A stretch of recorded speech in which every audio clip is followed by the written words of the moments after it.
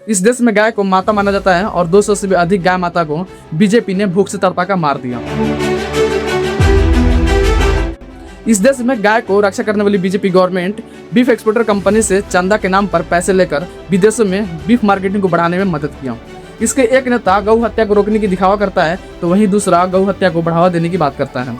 आप ये जानकर शर्मिंदगी महसूस करेंगे कि किस तरह बीजेपी गवर्नमेंट लोगों को धर्म की अफीम चटाकर उससे अपना शिकार बना रही है। नमस्कार दोस्तों, हम जिस देश में रहते हैं उसे लोग महान देश कहते हैं और वो जिस महानता की बात करते हैं मुझे उस पर गर्व नहीं बल्कि शर्म आती है। और सबसे बड़ी प्रॉब्लम यहाँ के लोगों के माइंडसेट है जो उल्टा दिशा में ही काम करता है। अगर आप यहाँ के लोगों को अपने कंट्रोल में लेना चाहते हैं तो बस एक काम कीजिए, धर्म नाम की अफीम चटा दीजिए। और बीजेपी गवर्नमेंट इसी फार्मूला का यूज करता है। बीजेपी ने 2014 के आम चुनाव में यूपीए गवर्नमेंट की गुलाबी क्रांति यानी गौ मांस निर्यात को बढ़ावा देने के लिए क्रिटिसाइज किया था और गौ संरक्षण को चुनाव का मुद्दा बनाकर सत्ता में आई। लेकिन सत्ता में आने के बाद गौ हत्या को रोकने के बजाय इसने और बढ़ावा दिया। इस डाटा को देखिए, 2020 से 21 तक 10.98 लाख, 2021 से 22 तक 11.90 लाख, 2022 से 23 तक 11.91 लाख एंड 2023 से 24 तक 13.13 लाख से मीट्रिक टन बीफ एक्सपोर्ट किया गया। ये डाटा 2017-18 कंपैरिजन में बहुत कम देखने को मिलता है क्योंकि उस समय पूरा देश कोविड से जूझ रहा था। लेकिन फिर भी 2020 से 24 तक बीफ एक्सपोर्ट इंक्रीज ही होती रही। देश में टॉप 5 पे बीफ एक्सपोर्टर कंपनीज हैं जिसमें biggest beef exporter companies Allana sons private limited है, जिस पर 2019 में इनकम टैक्स डिपार्टमेंट ने कंपनी से जुड़े 100 से भी अधिक ठिकानों पे रेड्स मारे थे और पता चला कि इस कंपनी ने 2000 करोड़ की टैक्स की चोरी करी है। इसी दौरान उत्तर प्रदेश में गौ रक्षक समूहों ने मांस व्यापारियों को निशाना बनाने लगे थे। फिर भी इस रेड्स और इतना दबाव के बावजूद भी कंपनी ने बीजेपी को पैसा देना जारी रखा। कंपनी ने 7 करोड़ का इलेक्टोरल बॉन्ड खरीदा जिसमें 5 करोड़ शिवसेना को दिया और 2 करोड़ बीजेपी को। यह पैसा बीजेपी को कंपनी ने क्यों दिया, समझदार है आप समझ सकते हैं। ये चंदा 2 करोड़ तक ही सीमित नहीं रही बल्कि इस कंपनी ने बीजेपी को 2024-25 में 30 करोड़ रुपया चंदा दिया। और मोदी ने क्या किया? मोदी ने इस कंपनी की इजिप्ट, तुर्की और सिंगापुर जैसे देशों में बीफ एक्सपोर्ट मार्केटिंग को बढ़ाने के लिए मदद किया और इसी साल कंपनी का रेवेन्यू बढ़कर 10,320 करोड़ हो गया। मिनिस्ट्री ऑफ कॉमर्स का डाटा कहता है कि इंडिया 2025 में बीफ एक्सपोर्ट में $4 बिलियन का आंकड़ा पार कर चुका है और अब इंडिया दुनिया का second largest beef exporter country बन गया है। देख रहे दोस्तों, नरेंद्र मोदी का लीला। अब यही बीजेपी जनता के साथ कैसे पेश आती है वो सुनो। 2014 के बाद बीजेपी नेता के सांप्रदायिक बयानबाजी ने गौ मांस का सेवन करने वालों के खिलाफ हिंसा को जन्म दिया है।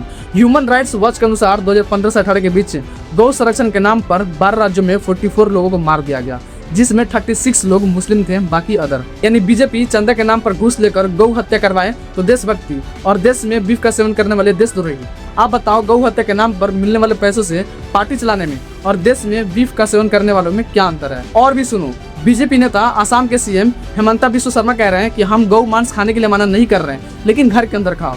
बहुत सारे मुस्लिम लोग हैं ये गौ मांस खाते हैं, हम मना तो नहीं कर रहा हूँ, हम एक ही बात बोला हूँ, घर का अंदर खाओ। तो वहीं इसके दूसरे नेता उत्तर प्रदेश सीएम योगी आदित्यनाथ कह रहे हैं कि हम गौ हत्या नहीं करने देंगे, लेकिन वहीं Uttar Pradesh total beef export का 40% अकेले कवर करता है। छत्तीसगढ़ में बीजेपी नेता हरीश वर्मा के स्वामित्व वाले पशुशाला में 200 से भी अधिक गाय भूख के मारे मर गए।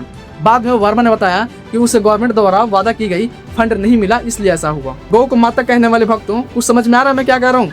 तुम्हारे ही नेता तुम्हारे माता के साथ क्या क्या गुल खिला रहे हैं, लेकिन तुम्हें वो नजर नहीं आता। आएगा भी कैसे? तुम भक्ति में इतना चूर हो गए हो कि कुछ सोचना समझना ही नहीं चाहते। भक्ति करना गलत है ये मैं नहीं कह रहा हूँ, लेकिन जो तुम कर रहे हो ना वो भक्ति नहीं अंधभक्ति है।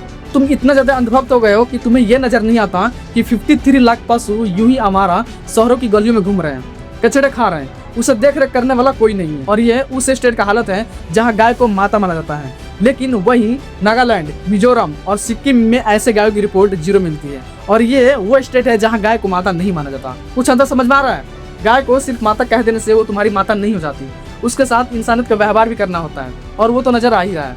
अभी देश का माहौल गर्म है, मणिपुर नफरत की आग में जल रहा है। मध्य प्रदेश में हजारों महिलाएं नदी जोड़ परियोजनाओं के अगेंस्ट में पिछले कई दिनों से धरना पर बैठी हुई है, लेकिन बीजेपी के नेता वेस्ट बंगाल में जाकर धर्म विरोधी भाषण दे रहे हैं।